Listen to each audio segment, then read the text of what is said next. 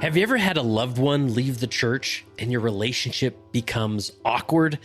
This is so common and so sad. I got the chance to interview the Packard family who have been down this road. Cindy and Blair Packard are Orthodox believing parents, and Josh, their son, and his wife have left the church. We came together to discuss their journey, and it was amazing what they taught. They talked about the communications they regretted and how other siblings responded in positive and negative ways. They learned how to pick up the pieces again, express love, carry on, and build a beautiful relationship. This has become a favorite in the Questioning Saints virtual library. You can actually gain access to this interview at leadingsaints.org/14. This will give you 14 days to watch the Packard's interview and many others related to helping individuals who begin to question their faith. Go to leadingsaints.org/14 and get access now.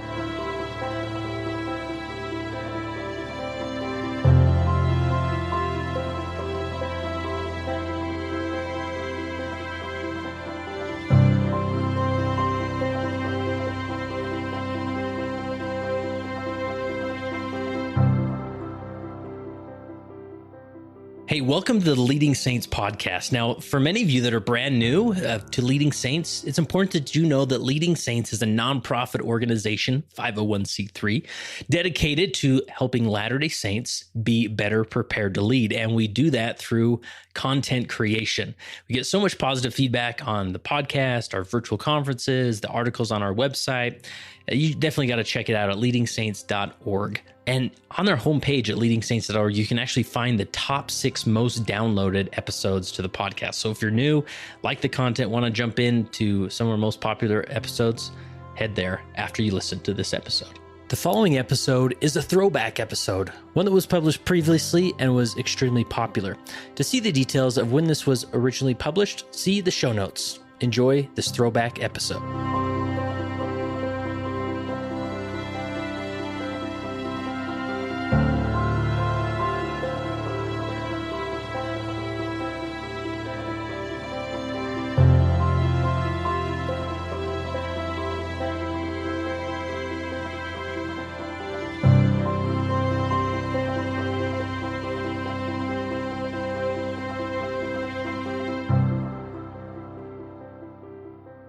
I'm excited to present to you this conversation that I had with Scott Braithwaite. He's a fantastic professor down at BYU in the psychology department. He's also a remarkable marriage therapist, and he does, therapy for things outside of marriage as well. But that's where he's sort of made his name is in marriage counseling, and he goes around and does fantastic presentations. I've had the opportunity to hear some of his public presentations about that. But also, I met Scott down at Education Week a few years ago. And he did a remarkable presentation about doubt and stages of faith and about faith transitions and faith crises, and really put it together in a way that I thought was beneficial for leaders to hear and understand. And I had also been studying, becoming more familiar with the Fowler stages of faith. And James Fowler, which we'll talk about in this episode, has a remarkable model to look at. It's not the end-all model, or it's not going to solve everybody's problems, or doesn't hold the key of doubt that nobody will ever doubt anymore if you understand the stages of faith. But for me as a leader, it helped me categorize and put it into context.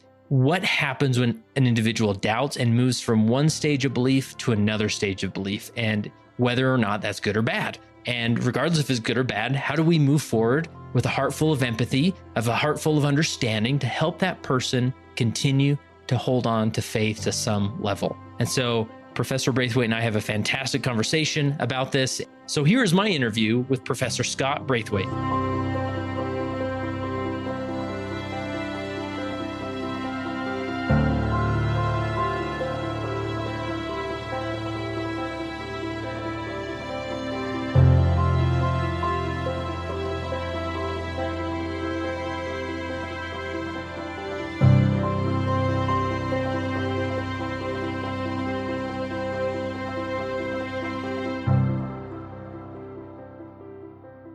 Today, I have the opportunity to sit in the office of Scott Braithwaite. How are you, Scott? I'm great. How are you doing? Awesome. This is Education Week. We're at the end of August, and it's a week you always have circled on your calendar, right? That's right. Because you teach quite a few courses or classes at Education Week? I do. I teach 3 different classes at Education Week. So. Nice. And for those of you, I'm sort of sometimes shocked about many people, even outside of Utah, that they don't understand what Education Week is. So how would you explain to people what Education Week is at BYU? Yeah, it's a great thing. It's a week-long collection of classes that have a lot of different types of topics. So you can do something that's really religious. You may be into something that's more scientific, like you want to kind of continue learning, but it's a continuing education program that tends to have a pretty religious focus, but there's a lot of different people speaking about a lot of different topics. And so those who want to kind of keep on learning and growing often come to Education Week and walk away being pretty happy with the different offerings they have. Yeah, that's awesome. And it's sort of, you get a lot of BYU professors or everyday people, maybe with a specialty. You can take CPA courses or about taxes, about anxiety if you want, or even about the darkest or the deepest secrets about the Doctrine and Covenants or something like that. You get intense here. So it's great that you're part of that and teach a lot of great courses here. And I need to confess to my audience, this is the second time we've actually done this interview. You are my only interview in the history of Leading LDS of over 300 episodes where I got back to my computer after a fantastic interview. I put in the flash drive and nothing was there. And I called like data recovery companies and alas, nothing worked. And so here we are. So I appreciate you giving double the time. Happy to do it. I just consider that the dress rehearsal. So. Good. Nice. So a few things I want to talk about, mainly on this topic, because one of your courses is all around, correct me if I'm misquoting this, but the supporting family or supporting loved ones going through a faith crisis. That's, the one class that I teach is about trying to help people who are going through a crisis of faith. Right. So we'll definitely touch on that. But you're also, then your other classes are more related to your direct everyday responsibilities as a therapist, as a marriage therapist. Kind of, yeah. One of them is about marriage. It's about kind of the process of how we go about selecting who we marry and then how to keep your marriage strong. So it's all about marital health. The other one is about how to improve and progress. Just because where I got my PhD, there's someone there named Anders Ericsson who studies deliberate practice. He's kind of the world's expert on expertise. And so I got pretty excited about him and his research. And so it's kind of applying how to improve and progress a little bit in a gospel context, but in a broader context, just if there's something in your life that you want to get better at, it's kind of how to do that. Yeah. And I should also note that you're also currently serving as a bishop.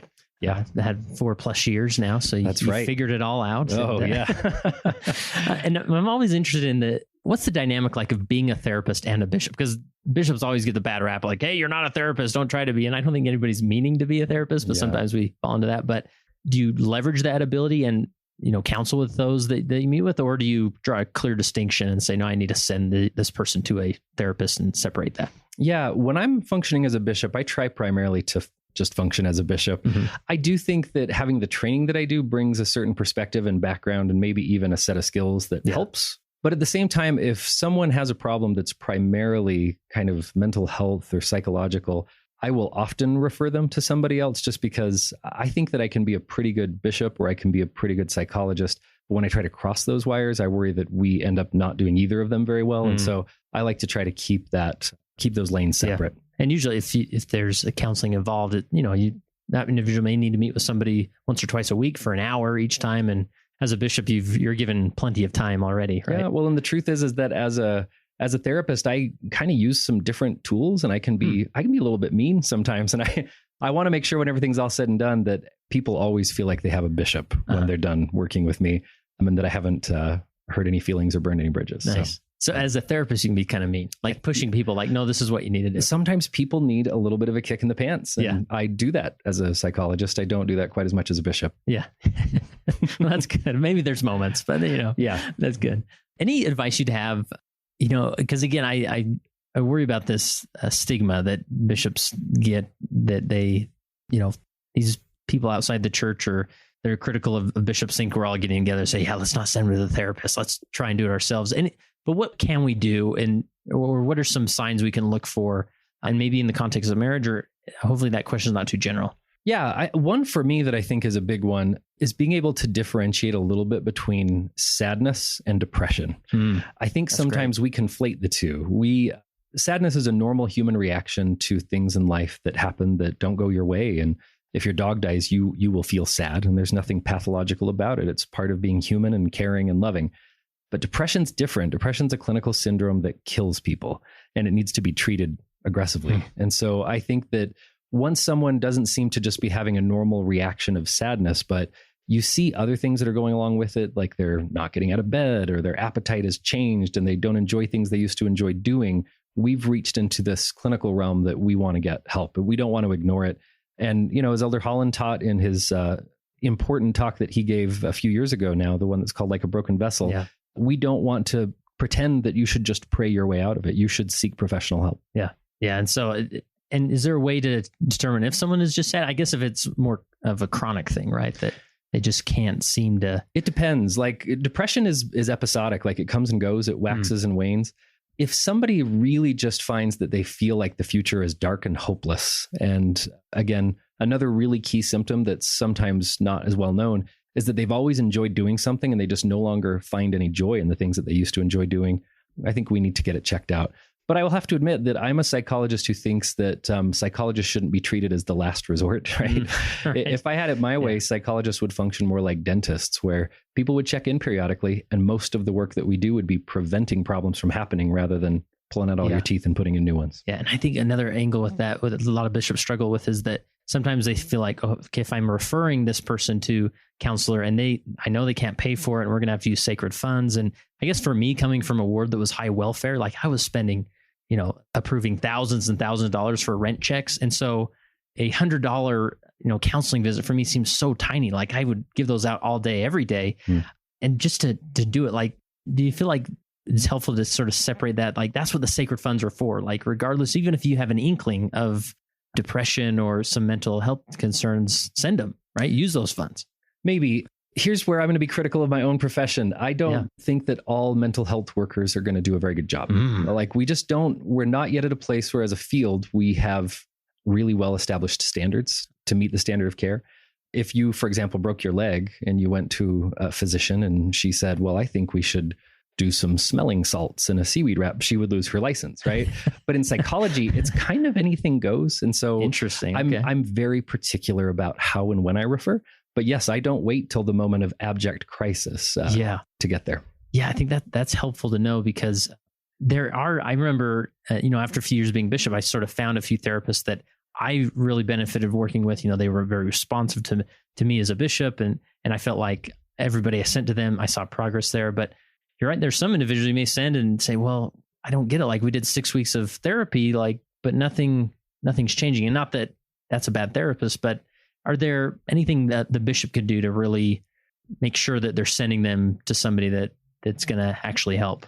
I find that it's often best if you know somebody in the field to ask for a referral, because I do think that we who work in the profession kind of know who we trust and who we might avoid. And so I would probably just find somebody and ask for a referral. Heck, you can email me and I'll give you a referral. Okay, there you go. Look out, then better watch your inbox here. And the last clinical question I have is, this class you're doing during Education Week about finding the right partner. I think a lot of individuals, especially those in YSA wards, they have people coming to them saying, I found her or I found him, but that person doesn't think so or whatever. Give us the 30-second summary of what you're going to teach and that would be applicable to the leaders. Yeah, I think the thing that I teach that feels counterintuitive to a lot of people, but I think is really important, is that you choose who it is that you marry. This person was not chosen for you in the pre-existence, and it's not your job simply to, date a few people and wait for the revelation that says that's the one, but it's to do your homework and to actually pay the price to get to know the soul of the person that you are considering marrying for eternity. It's something that requires time, investment, and effort. And in the end, you have to be comfortable with the idea that God gives you agency when it comes to the most important choice you'll ever make. Yeah. And what would you say to those that it's not happening in the right place, in the temple, right? That's the storybook wedding. But, every story is different in the church. Any advice as far as what if my daughter does pick somebody who hasn't been to church for years or isn't a return missionary or, isn't necessarily the faithful priesthood holder I hoped? Yeah, it's a really tricky thing, because once someone has kind of set their heart on someone, it's very difficult to change their mind. Yeah. And sometimes people's attempts to change their mind create wrinkles in those most important relationships between parents and children or whatever. I agree. Each situation is pretty unique. And even though we do have patterns and ideals, we need to make sure that at the heart of the matter, we kind of have some values and some morality that allow some flexibility around that ideal pattern. Yeah.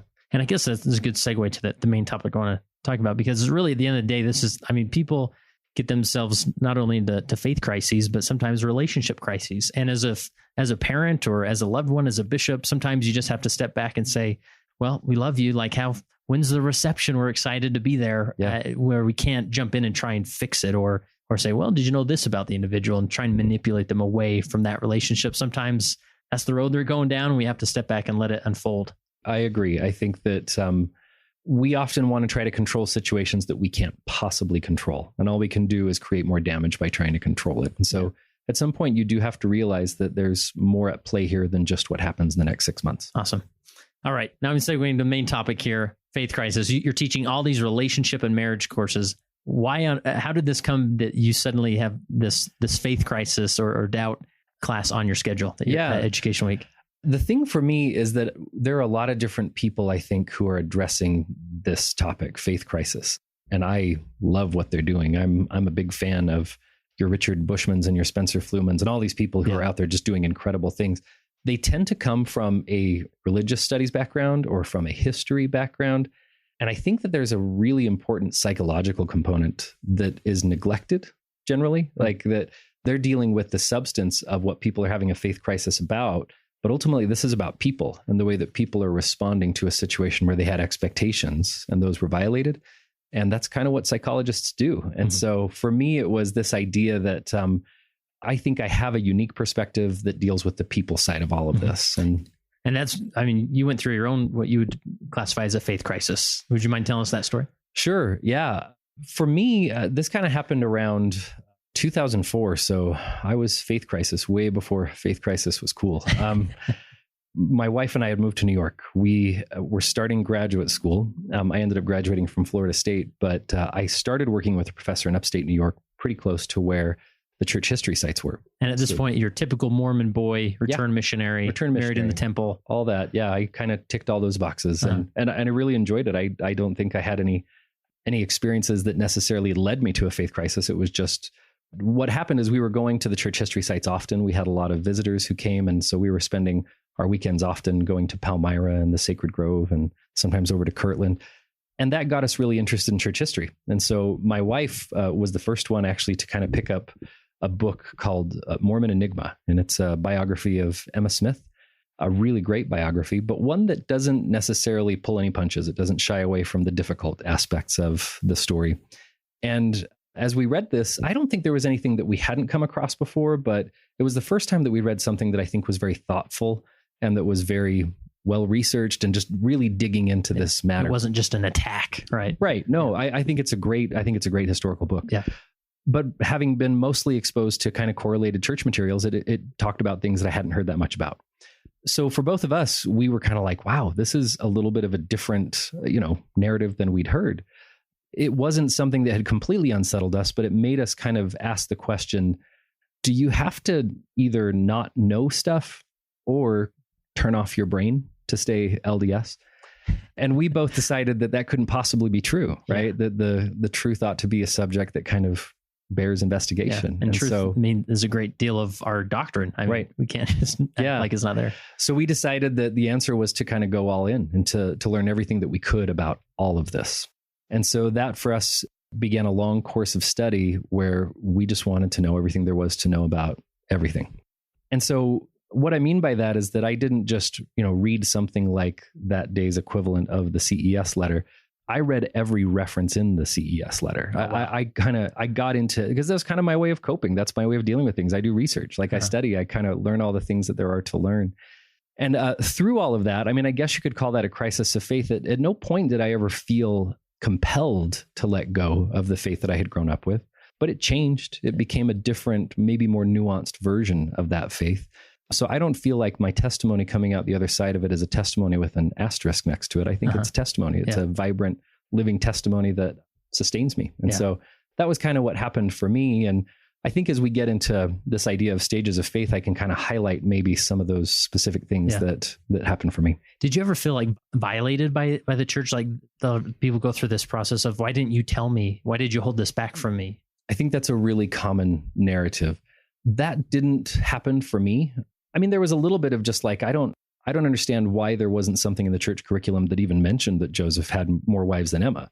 But at the same time, I think I understood why. I think I understood the perspective of the people who were in charge of the curriculum, and that they were, I think, trying to do the best they could to help sustain faith and to build up people's testimonies. But I think that we've come around to a different way of thinking about that now. The idea is, let's tell the whole story. Let's not worry about omitting parts that are difficult or thorny. Mm-hmm. So do you feel like there was ever a point where you had to make a decision, or did you feel like, wow, what I'm hearing is like you had to step back and reevaluate, but you never stepped out of any tradition that you had before? No.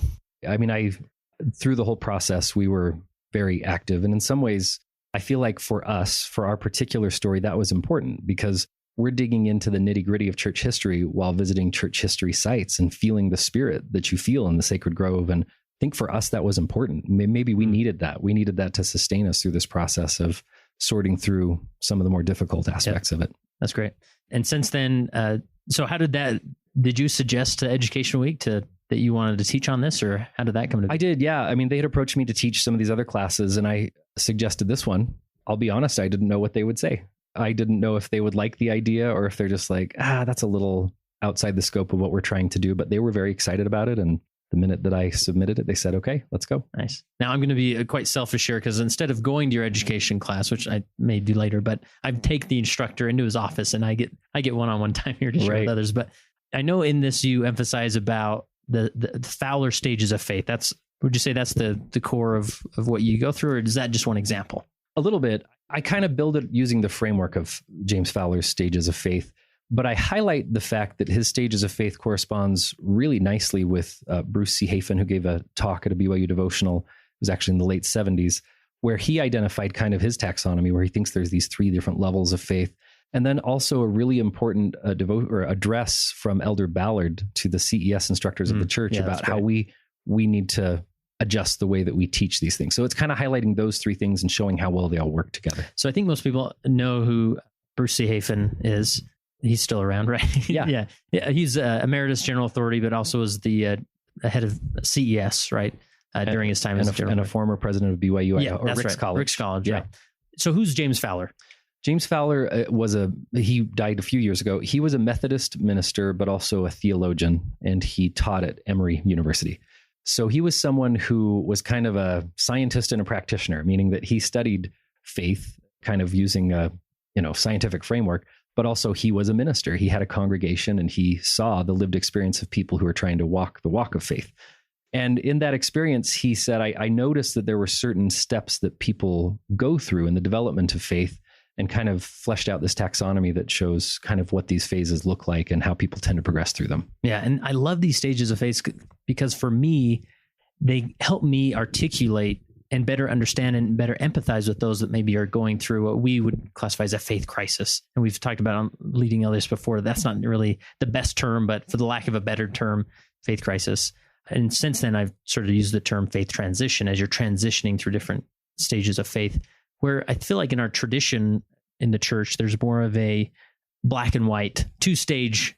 You either prayed and received a witness, or you haven't yet, or you lost it, or you either have a recommend or you don't. And so it's very black and white, I think, and it's not just our religion, but many Christian religions, it can be very black and white. And so having these stages, I think, bring a lot of hope and understanding of the human experience as it relates to faith. Mm-hmm. So what would be the next step to describe what these Fowler stages are, then sort of juxtapose them to Elder Hafen? Sure, yeah. So the first 2, I think, are not super interesting. I think they reflect the fact that he was into a psychologist named Jean Piaget at the time, who talks about some of these developmental things. I think where we start to get interesting is in the 3rd stage of faith. And stage 3 faith is one that James Fowler, says most people spend most of their religious life in. So this is not an unusual thing. Stage 3 faith is very much about group identity. Like you were saying, that we're really into who's in and who's out. Yeah. It's primarily about rules, and it's very, very concrete and black and white. So there are good guys, there are bad guys. There's us and there's the world is wicked and we're good, and all of those kinds of things. It's a very neat and tidy story. So this is where, for me, I start to kind of think a little bit more about what we know in psychology. It's this idea of what I call simple stories. So let's kind of come back to this idea of marriage and just psychology in general. When we live life, we typically have a few facts, and then we have to fill in the blanks in between. For example, if I'm walking down the hall at church or something, let's say I walk down the hall, somebody walks past me, and I kind of wave at them to say hello, and they don't respond back. Those are the facts of the situation. But in my mind, I create a story, and that story tries to help make sense of that situation. And so I may be the kind of person who says, what a jerk. They clearly saw me and they're just rude and they didn't wave back. That's the story that I tell myself. You have other people who might be more inclined to say, oh, maybe they just didn't see me or whatever. But the point is, the facts are simply we walked past each other. They didn't wave. I did. I didn't like the way that I felt after that. Usually the story that we tell ourselves is really simple. It's a clean, neat, tidy story with good guys and bad guys. Mm-hmm. Usually we're the good guy. Right. Other people who have aggrieved us are the bad guy. And we kind of run with it. And we believe the whole thing. It's almost like we don't realize that we filled in the blanks. We just believe that that story is the truth. Mm-hmm. This happens in marriage therapy all the time, where when a couple comes in, the first thing that I try to do is make sense of why they're coming in to see me. So I meet with them separately. Oftentimes, when I sit down with one, they'll say, they don't say it quite this clearly, but I'm experiencing a lot of pain. And when I think about it, my pain is happening because of my husband, because he is just this uncaring jerk who refuses to do anything reasonable to help foster a relationship. And then I'll talk to the husband. He's like, my wife is crazy. And I'm thrilled that you're now going to help me help her understand just how crazy she is, right? They have this really simple story that their marriage problems are entirely outside of themselves. And that if that person would just change this, then everything would be better. And step one is that we really have to help them to develop what we can call it a more complex story. I would call it a dyadic conceptualization, meaning that they realize that we're partners and that we kind of do a dance and that the other person isn't actually the enemy, but this dance that we do is causing problems for us. And in a really counterintuitive way, our attempts to heal our marriage are actually the thing that's making it terrible right now, because we're trying so hard to do this and we're doing this dance the wrong way. But it's a much more complicated story than he's a jerk and he won't do the most basic things for our marriage. Coming back to faith crisis, I think it's really easy to have this simple black and white worldview where we see this as a very simple story. I think as members of the church, if somebody leaves the church, we tell a simple story. We say, oh, they're secretly sinning, or they're lazy, or they want to sin, or they were offended, or, some version of that. Yeah. And when we tell ourselves that story, what are we going to get out of it? It's not our problem. They're a jerk and they're choosing to walk away. I think it's a much more complicated story than that. And so it's part of what I seek to tell in this Education Week talk, is to help us to understand, to get into that little story and realize that it's a lot more complicated than we think it is. Because stage 3 makes things look simple, but they're often not. Right. So let's keep going with Fowler's stages of faith. Mm-hmm. Stage 3, where everything is neat and tidy. If you have something that challenges your faith, you can usually just say, well, that's anti. I don't have to address that. But sometimes for people, too much stuff accumulates and they actually tip over into stage 4. Stage 4 is what we often call a faith crisis. Fowler kind of termed it, he probably wouldn't use that exact term, but that's really the idea. It's that the bottom falls out from your life and you just don't know whether you can know that anything is true anymore. Everything is now up in the air and you just feel the sense of chaos and panic about this thing that has been the bedrock of your life has now evaporated for you and you don't know what to hang on to. So for a lot of people in stage 4, the tragedy is that they'll leave their faith tradition. In this case, we're talking about Mormonism, but remember, Fowler was not LDS. He was not a member of the Church of Jesus Christ of Latter-day Saints. That's right. You get that right. We'll That's right. Do some hard edits here. Right. And the thing that's kind of ironic, though, is that they'll stay in that stage 3 mindset. They'll actually stay very, very rigid in their thinking, but they kind of switch teams. And so now the church becomes the bad guy, and it was pulling the wool over their eyes the whole time. And it was not forthcoming about things that it should have been forthcoming with. And so they find kind of a sense of community elsewhere. They find things that they can hold on to elsewhere. And I don't begrudge them for that. I just think that the problem here is that they stay in this uncomfortable, rigid state, but now kind of the bottom has fallen out and they've walked away from something that for a very long time provided a lot of structure and support in their life. And I don't think that's the only option. Yeah. I think that there's a lot more that we can do there. Yeah. So and one thing I want to interject here as far as with Fowler's stages, that, he numbers them, and that can naturally give this inclination of like, we're supposed to, in our human experience, we're supposed to graduate through each one. And, he briefly touched on stage 1 and 2. That I sort of look at, if you go into primary, you're going to see very stage 1 or 2. Yeah. faith development, right? And then we graduate into stage 3. And so to see numbered like this, I don't think, and correct me if I'm wrong, but the point isn't so we're the 4 stage 4s further along the path than we are, stage 5. These are just different classifications, not necessarily this linear stage of progress, right? Right. And the truth is that if there's a weakness to this stage model, it's that, as you're describing, it's probably not so neat and tidy. Like you don't necessarily progress through all these things. But again, I think with Fowler and with Elder Hafen and with others, where you see this kind of the same pattern show up across multiple people who I think independently are coming at this truth, I think there's something to it. But you're right. It's usually not such a neat, tidy thing. Yeah, it's not a simple story, right? Right, exactly. And another concept of is that I feel like, I always describe myself, I'm a stage 3 Mormon or Latter-day Saint. Get this right. And most bishops are, right? Very orthodox. And what happens is that stage 4 individual walks into the bishop's office to a stage 3 Latter-day Saint. And it's the natural inclination is to pull that person, stage 4, back to stage 3 and say, no, you're reading all the wrong stuff. Stop doing that. Just read your scriptures, go to the temple where get back to stage 3 because it's beautiful here, right? And I think it's important to know that this is a one-way track. You can't put the genie back in the bottle, right? That's my experience. My experience is that people who have left stage 3, when we try to push them back, we don't help. We usually just make them feel alienated and distant and like they're not being listened to, or that we're not taking seriously the concerns that they have. And so that's my experience as well. And here's the other thing. I sound maybe a little bit like I'm bagging on stage 3 faith. And the truth is I'm not. My concern about stage 3 faith is not that it's somehow more juvenile or anything like that. My concern, though, is that it puts people at risk. That if we have this rigid, concrete worldview that's so perfectionistic that it couldn't possibly bear any kind of scrutiny, you're putting yourself at great risk for having a faith crisis, right? Yeah.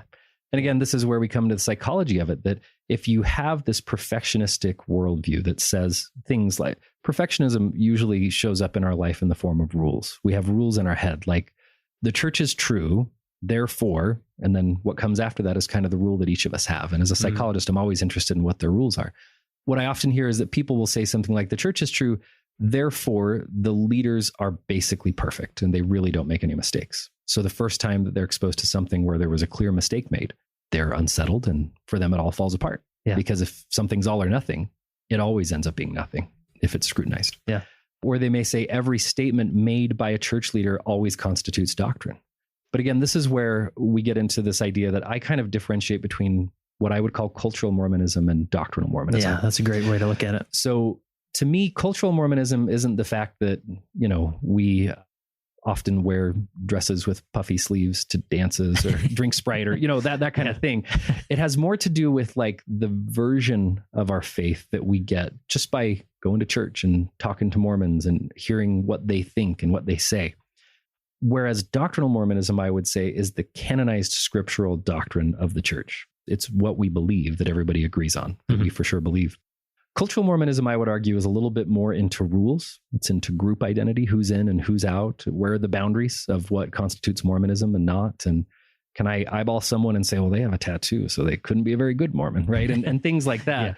Whereas doctrinal Mormonism is much more about principles. It's less about rules and more about kind of putting your trust and your faith in God. And it invites everybody to come unto Christ, right? It's not so interested in whether or not, as Elder Uchtdorf said, their testimony is this high. I think oftentimes, but not always, people's struggles with faith come from their understanding of cultural Mormonism, that they feel this pain or this rejection, or they believe that we really are such a rigid faith that we can't possibly include some of these things that they're struggling with. The difference for me is not so much that there's not overlap between cultural and doctrinal Mormonism. It's that I believe doctrinal Mormonism is living and vibrant and awesome. And it's something that I have so much faith and belief in, right? Whereas cultural Mormonism, I think all of us find a little bit difficult, right? So I think oftentimes people's struggles with their faith, they come from bringing a really perfectionistic worldview, a very black and white way of thinking. And then in this cultural milieu that sometimes doesn't necessarily represent what the church actually believes. And when those two go together, it just creates friction and tension. And sometimes it's enough that they're just like, okay, I'm done. That's not the true case for everybody. I think there's some people who really, really know doctrinal Mormonism, and they have honest disagreements about it. So I don't mean to imply that that's true for everybody, but I think that for a lot of them, it can be part of the problem. Yeah.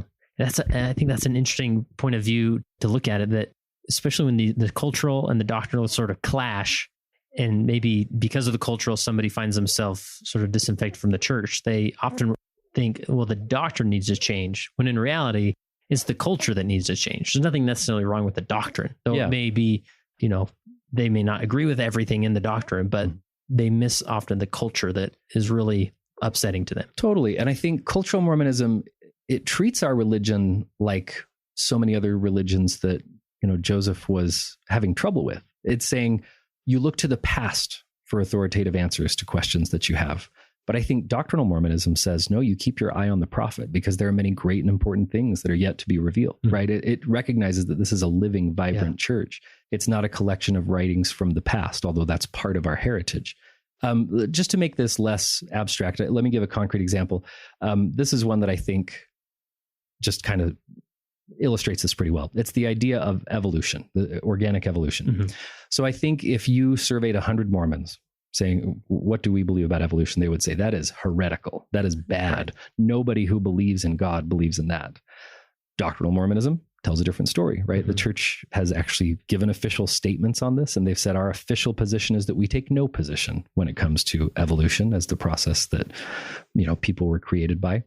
And then if you read deeply what people have said about this, you'll find that there are some people who are vehemently opposed to it. And so your Joseph Fielding Smiths, your Bruce R. McConkeys, people like that. Then you find other people who are vocal proponents of this theory. James E. Talmage, B.H. Roberts, John A. Widsoe, who really spoke and said, I believe this is the process by which God did his work. So again, that to me speaks to this idea that doctrinal Mormonism is vibrant. It allows room for different perspectives on really fundamental issues. But we don't often have discussions about that. We have discussions about cultural Mormonism. And someone says, well, I believe in science, and Mormonism rejects science and evolution, so I'm out. And that's what I'm saying, is that I think we want to make sure that what we're rejecting is actually espousing the view that we find so troubling. Yeah. So going back to the stages, you focused on 3 and 4, and maybe, and I think what you're articulating there is a lot of time cultural Mormonism can easily push someone from stage 3 to stage 4. Yeah. And then they're sort of in this free fall period of, well, what do I do now? What can I know if anything's true? Maybe finish off the stages. And are there 7 or 6? There's 6. Okay. And 6 is kind of hard to understand, but maybe talk to us about 5 and 6, and then we'll come back. Yeah. So the thing about stage 4, again, I always think about things in terms of marriage, which I think actually works really well as a metaphor for faith a lot of times. But in marriage, what often happens is you have a couple and there's problems in the relationship, but both people really want to hang on to a conviction that they're in a good relationship. So they'll actually put up with a lot. They'll take a lot of things and they'll continue to do it. But then one day the bottom falls out and suddenly they recast their entire history together in a different light. They say, you know what? I've always known that she was a spoiled brat and that she couldn't ever be happily married to anyone. I remember on our first date, this happened and this happened and this happened. And so they rewrite their entire history together from a perspective of real pessimism and negativity. When that happens, it's very, very hard to get that couple to get back on track. And I think there's something there between stage 3 and 4. That in stage 3, sometimes you have someone who's trying to hang on to stage 3, but once they go to stage 4, there's really no going back, right? It's really difficult, like you said, to put that genie back in the bottle. And so when this faith crisis happens, I think the best way forward is to understand stage 5.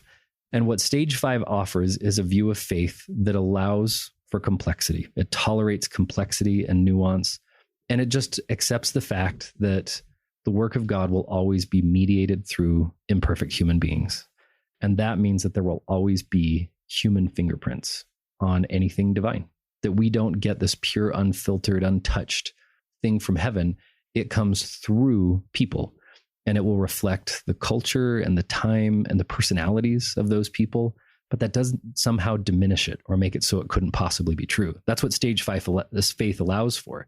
It allows us to see complexity and nuance and to say, well, I need to have faith. I don't have perfect knowledge that every aspect of this is perfectly true. I have faith. And again, that should be something that we're comfortable with. Like one of our most frequently cited passages of scripture is Alma 32. And it makes this really clear distinction that perfect knowledge is this one thing that's really different from faith. Mm-hmm. And I think that we need to destigmatize faith, because faith allows room for doubt. Faith allows room for us to say, I don't know all the answers to every question, but perfect knowledge doesn't. And I think that when we talk about testimony, we somehow have skipped faith, and we've decided that testimony is perfect knowledge. And so stage 5 allows us to wrestle with things that don't quite add up to us. Yeah. One of the analogies that I love, there are a lot of different people that I love to read. One of them is Rachel Held Evans. She's a kind of a Protestant thinker, but someone who has dealt with faith crisis in her own life. And she brings up the story of Jacob when he wrestles with the angel. And then afterwards, his name changes to Israel, right? But as she talks about this, and others have too, Terrell Givens has talked about this. He has a book called Wrestling with the Angel.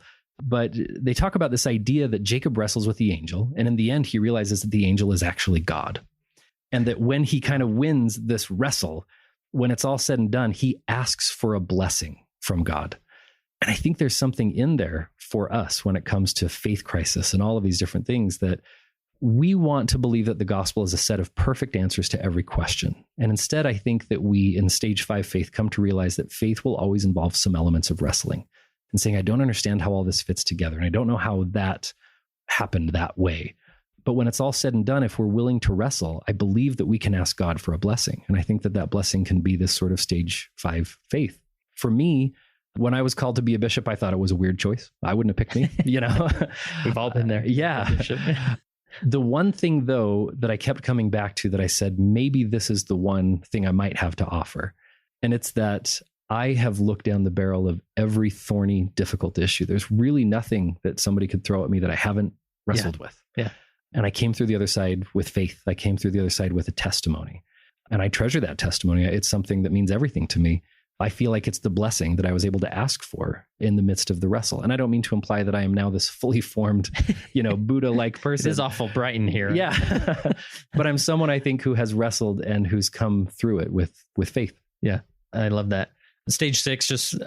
Yes, is always a tough stage one 6 would be if I became Buddha, right? Like, right. I become this enlightened, he says there's really only a few people who have attained this. And, there are people like Martin Luther King Jr. and something like that, people who are willing to kind of give everything. Use like Mother Teresa as a good example. Yeah. Where she wasn't like, contemplating the simple doctrines of Catholicism or wrestling with them. She was sort of beyond that and was out just giving everything. Right. But the thing that I love that you bring up Mother Teresa, because she's someone who, after her death, it was revealed that she felt like she'd had this dark night of the soul where for a period of 20 years, she said, I felt like God just wasn't talking to me and had turned his back on me.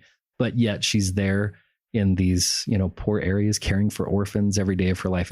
That's faith. Yeah.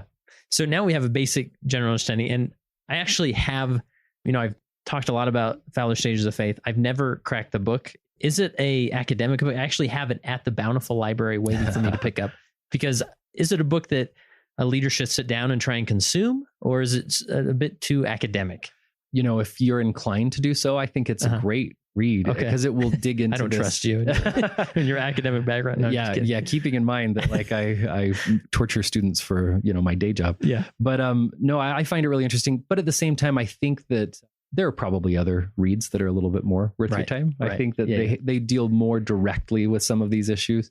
I'm a big fan of Patrick Mason's book, Planted. And I think that's a great book. It starts to address some of these things. It doesn't necessarily talk about it in a stages of faith way, but helps us to understand that the stories of why people go are often complicated and complex, and that we probably shouldn't so blithely just dismiss them as like, oh, they just want us in. Yeah.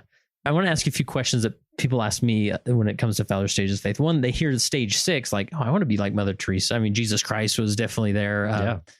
So is the goal to get to stage 6? Should we shoot for stage 6?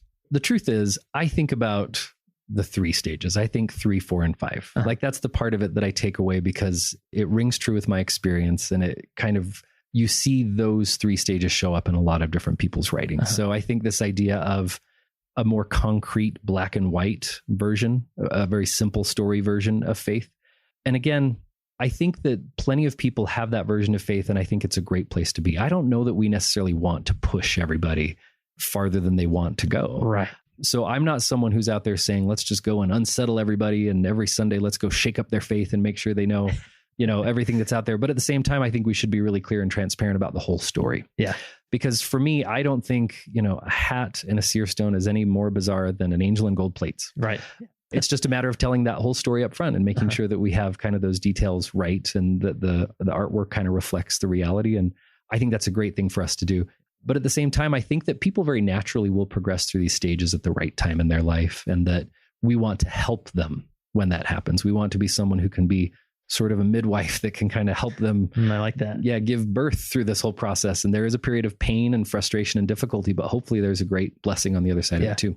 And that was kind of leads in the next question I was going to ask you, is that if somebody's in stage 4, and we recognize that obviously as a leader, that stage 4 seems very unstable and you're sort of in that free fall state. So, and then I realized, okay, I remember I can't pull them back to stage 3. So maybe I can push them to stage 5. Yeah. But like you said, this has got to be all on their timetable. Right? Absolutely. I personally believe that when it comes to matters of faith and belief and the core of who we are, you are pretty powerless to push anything or to pull any levers.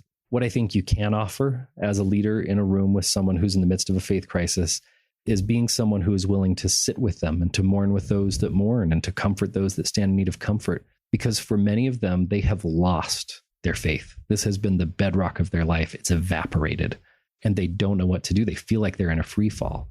And what they need in that situation is not advice. They need somebody who's willing to kind of mourn with them, to sit with them and to comfort them and to help them feel loved and supported. And I really want to focus on that. And I think it's easier said than done, because when that person comes in and there they are, like weeping in your bishop's office, and 2 minutes have gone by. What do I say? And so we sometimes just default to these, well, let's read the scripture. How's your temple attendance? And, where sitting with them is really difficult. So how would you expand on that? What does that look like for you in your experience as a bishop? It depends, because what I will often do, and I will admit this is probably where, having a PhD in clinical psychology helps. So go get one of those. No. Yeah. But for me, it really is that I'm not going in there with an agenda. I'm not going in there with like this 3-point plan that I need them to do.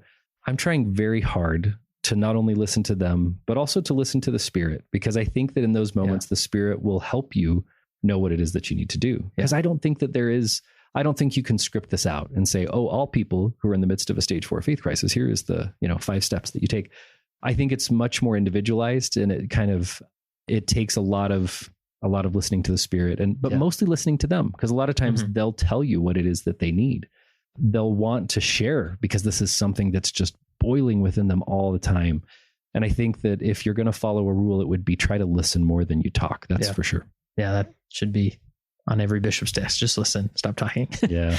And sometimes, it can be that person may say, what I need is I don't want to come to church for 6 weeks or more. I just don't want to come back right now. And it's hard as the bishop to say, okay, is it okay if we keep meeting? Right. And try and engage them on that level, not again to fix them, but to sort of understand their faith journey. Right. And going back to the marriage analogy, it's, I'm sure you've seen the commercial with the lady with the nail in her head, and you're always trying to fix it. Right. Yeah. But just sitting with them and trying to understand what's your faith experience like. Let's just read the scriptures, not a specific scripture, but let's just read the scripture. What do you pull from that chapter? Yeah. Wow, that's interesting.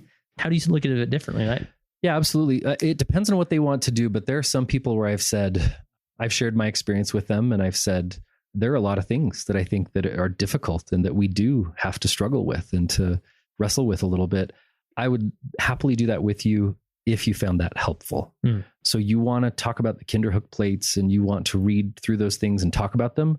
Let's do it. Like, I'm thrilled. Yeah. If there's something that's unsettled you a little bit, the truth is I'm not afraid of that. Like, I'm happy to read that with you. And it's totally okay if when it's all said and done, you and I end up with a different conclusion from that. Yeah. But I would love to just be with you through this moment. And if that's something that's helpful, some people like that, some people don't, So that's what I mean, is that I think you very much have to kind of follow their lead and let them tell you how you can be most helpful to them, and listen to the Spirit as well. Because I think there are going to be times where you have a thought or an impression to do something, and you should trust that. Yeah. And I love that position of just saying, I'm not afraid of these discussions. Right. I'd love to engage with these discussions and understand how you're interacting. And I'd love to share how I interacted with them in the past. Right. So I mean, you're not saying that a bishop or leader needs to go out and engage with all these things. Obviously, you've gone on that journey, but I don't think you're recommending your exact same journey to every other bishop or leader. No, I don't think so. But I do recommend what Elder Ballard said when he spoke to the CES leaders of the church, where he said that, outside of their parents, we who are kind of leaders and people who are called to teach in the church, we ought to know the gospel topics essays like the back of our hand, and we ought to be able to address these issues. And, I love the way that he puts this in that talk. He says, gone are the days when someone has a question that's difficult to answer, and we just say, don't worry about that. Or we kind of bear our testimony at them as a way of avoiding actually engaging on that issue. He said, the days that we do that are over. We need to know our stuff, and we need to be able to help them to give a reason for the faith that's within us, right? Yeah. And so again, I don't think that need you need to follow my exact path, but I do think the church puts out excellent resources that help to summarize some of these difficult issues. So you can read a gospel topics essay on Nauvoo polygamy or on blacks in the priesthood, and you can come away from that kind of knowing about this issue and having a much more nuanced perspective about it than what I think the worst case scenario is if we repeat kind of older understandings of those issues and we start to perpetuate problematic interpretations of those issues that offer easy answers that are not answers at all, that they're just wrong. Yeah.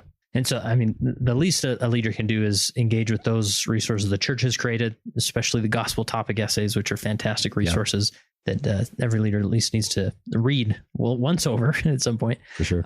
So should we, outside of the church produced stuff, I think some leaders are afraid to go there because they don't want to be deceived, but you've engaged with all of that. So how do we know if we're reviewing material that's going to educate us rather than, because there are some materials, podcast people, individuals with other motives that are maybe more deceptive than informative. Mm-hmm. So how do we navigate educating ourselves as a leader without being deceived?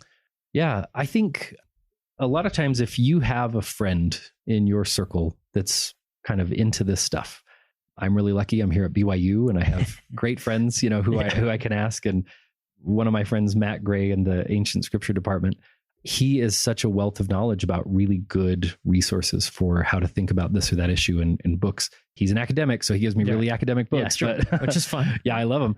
So I think it's sometimes finding someone that you like. I trust them, and I feel like they may be a step or two ahead of me when it comes to these things. Yeah. I would love for them to point me to some faithful resources that are going to help with that. But at the same time, I'm not afraid of our history. I'm not afraid of reading a biography of someone that isn't LDS or that isn't, pulling punches. I think you need to know kind of what you're ready for at what time. Yeah. But in the end, I believe that, this is something that I share in my Education Week talk. Spencer Fluman talks about this, where he says, I was reading about some of the difficult aspects of Nauvoo polygamy, and I came across a diary of Helen Mar Whitney Kimball, who was one of Joseph's plural wives, the youngest of his plural wives. And for him, he said, this is a very difficult issue. And I'm just thinking, this is dangerous. This is sort of scary, is kind of what he was saying. But then he said, I came across this passage where, in referring to this issue, she said, it is a subject that can bear investigation. And in talking about that, he said, I sort of felt rebuked. She didn't feel like this was something that needed to be hidden or obfuscated about. It was something that we can read, we can know about. I just think you have to follow what the Doctrine and Covenant says, where it says that as all have not faith, seek ye learning, even by study and also by faith. If we lean too far on the faith side, I think it actually creates problems. If we lean too far on the study side, not doing it with faith, it can create problems. But I think if you have in parallel study and faith, I think that you're going to be all right. Yeah, I love that. And really, if you go to any Deseret Book or church bookstore, you can spend a lifetime with the resources that are in there and not get through it all. And so even if you just stayed in that realm, but I love that just, it may be scary, or there may be some things, and with these stages, as I've explained them to others, that they're very dynamic. And it's not like since I'm a stage 3 Mormon, I'm all stage 3, where in reality, there's part of my faith that is probably stage 4, part of the stage 5, right? Yeah. But the total sum, I sort of look at and say, I'm probably in that stage 3 category. Or we may be stage 3 Mormons and stage 4 Americans, right? I think there's some Americans going through a faith crisis with every different presidential election, right? Yeah. But we don't throw it all out. We still hang with it and sit with it, right? The other question I get as I describe these crises of faith, or these faith stages, it's easy to think, as you describe this transition from stage 3 to stage 4 can sort of be like, okay, so what you're saying is we don't want to slip into stage 4. Okay. So are any of these stages a bad thing or negative? Is there any negative connotation or positive connotation to these? Well, I think the way that James Fowler talks about them is that he would say the move from stage 3 to stage 4, that there's a certain kind of progression there. Again, it's not to imply that it's better, but there's a progression. And when Bruce C. Hafen, Elder Hafen, talks about this, he says a similar thing. He says that in his simplest version of faith, he says answers come too easily. And it actually puts you in a place where you may not be able to withstand life that's going to come along and present itself. So he says, I invite you to step up to that next phase where you kind of explore and learn a little bit more. So for me, again, I think this happens very naturally to people. And I don't know that I ever want to introduce it when someone isn't already there. Mm-hmm. But what I want to do is create conditions where we can talk about it. I think that currently there's still a lot of stigma around this, and that we go to church and we want to signal that I'm okay, I'm in, I'm Orthodox, like I've got all the right answers, I have the right kind of testimony. And I'm mindful of the Book of Mormon, where in Moroni it talks about how one of the reasons that we come to church is so that we can speak one with another concerning the welfare of our souls.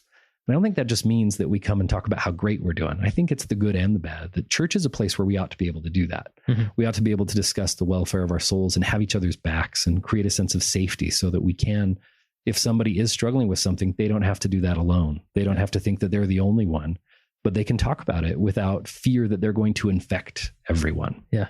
And so is it safe to say that, as I've articulated to people, I just say, the stages are neither good nor bad. They're a perspective of trying to understand the faith experience, right? Mm-hmm. It's not that if you are a stage 4 Mormon, you failed somewhere, or if you then became a stage 5 Mormon, you figured it out, right? It's just definition of where you're at with your faith. Yeah, I think the biggest consequence of the stages are what it feels like to you. I think stage 4 is really painful. Mm-hmm. I think people who are in stage 4, they're in a lot of pain.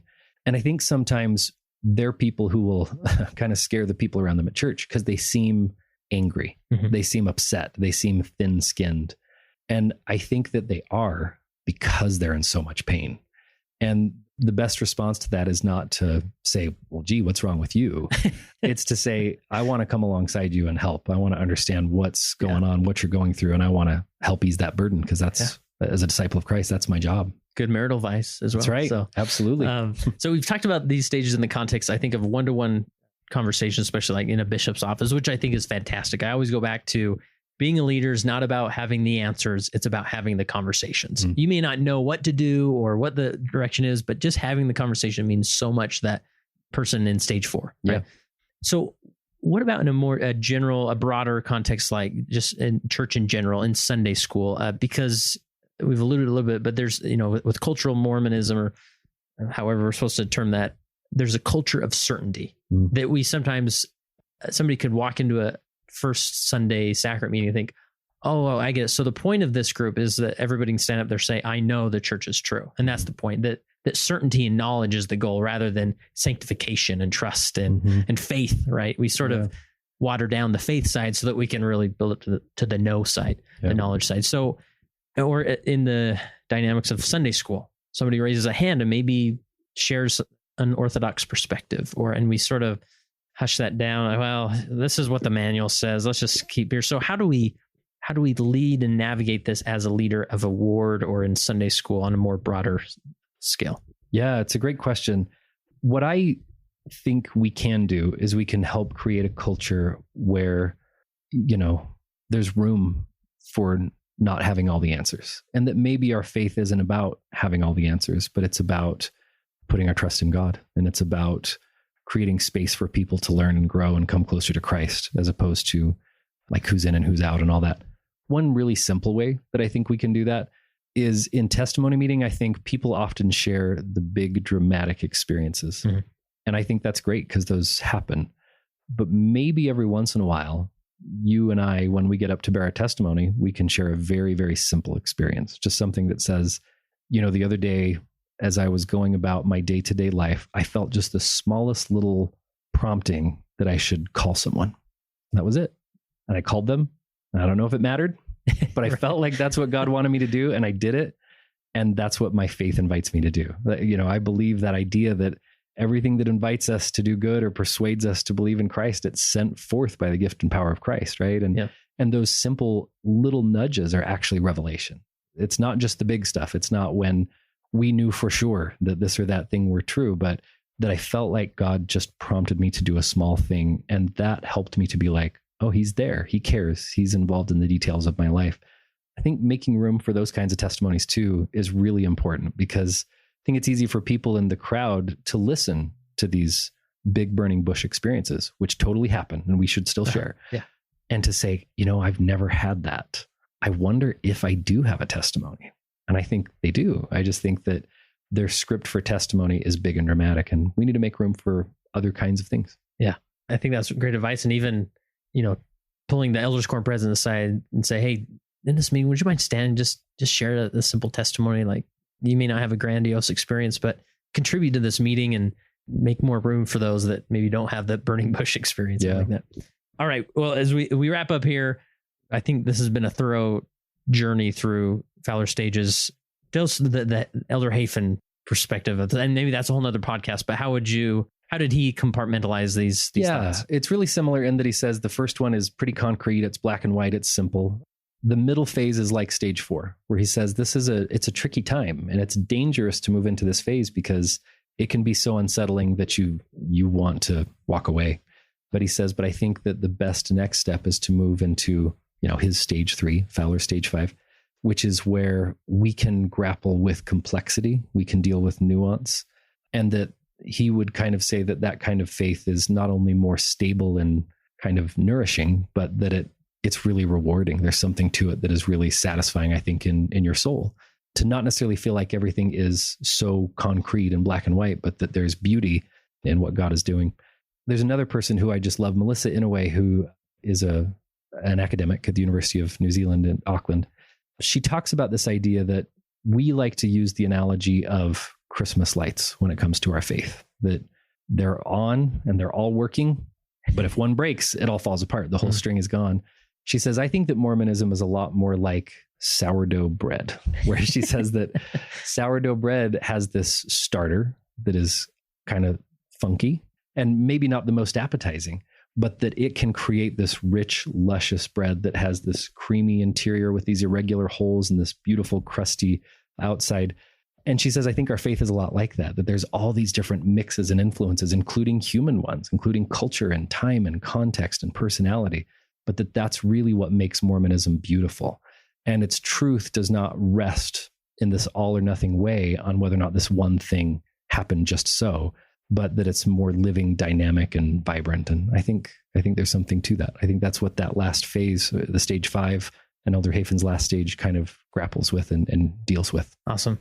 Cool. Well, this has been insightful, and now you're all warmed up for your class at 3:10 here. So yeah, we should just go take it in there and press play. Yeah, we'll sit down and listen. Well, this is great. And just as a closing question, as you reflect back on your time as a bishop, and I'm sure you've had opportunity to meet with various people in various stages, how has that time as a leader made you a better follower of Jesus Christ? That's a good question. I think it's, kind of staying on these themes of simple versus more complex stories. I think that when you're a bishop, you get to know the whole story. And it's really, I think, easy as a member to maybe look around and say, oh, these people seem to have their act together and these people don't. We create very binary kind of sortings. But when you're a bishop, you see that it's all a lot more complex than that. And the people who often look like they have their act together, they have struggles just like everybody else. They're very human, and they have things that they are often working through silently. And then a lot of times those people who look like they maybe don't have it all together, there's something there that you, at least for me, I can think of, a handful of people where I'm like, I think that may be the most saintly man in our ward. I really do think that is, I think he's far more righteous than me. I think most of the people in my ward are, but certainly some of these people that I think others might look at and think, I wonder what's going on there. When you see the whole story, you realize that there's a lot of complexity there, and you can love and appreciate people in a different way.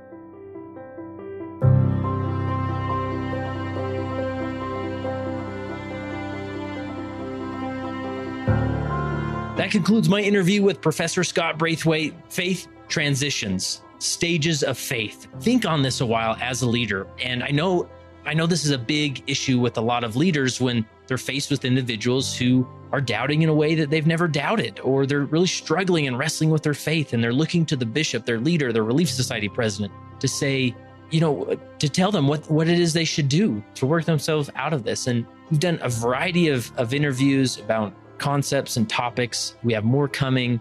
If there's any other angle that you can think of that we haven't sufficiently covered around this concept of doubt, faith transitions, faith crises, please reach out to me.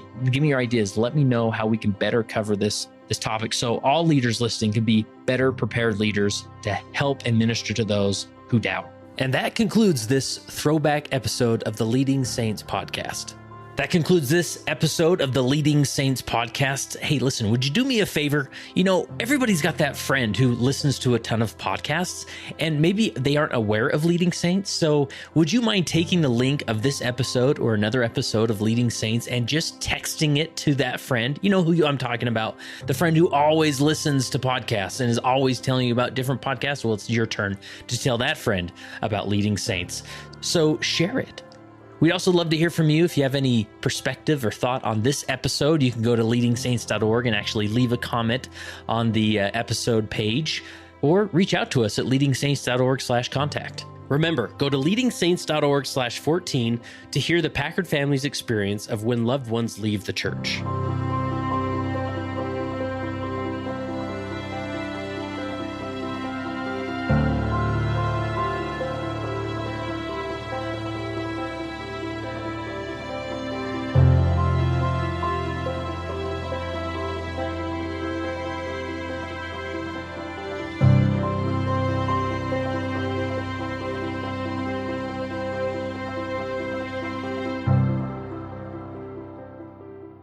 It came as a result of the position of leadership which was imposed upon us by the God of heaven, who brought forth a restoration of the gospel of Jesus Christ.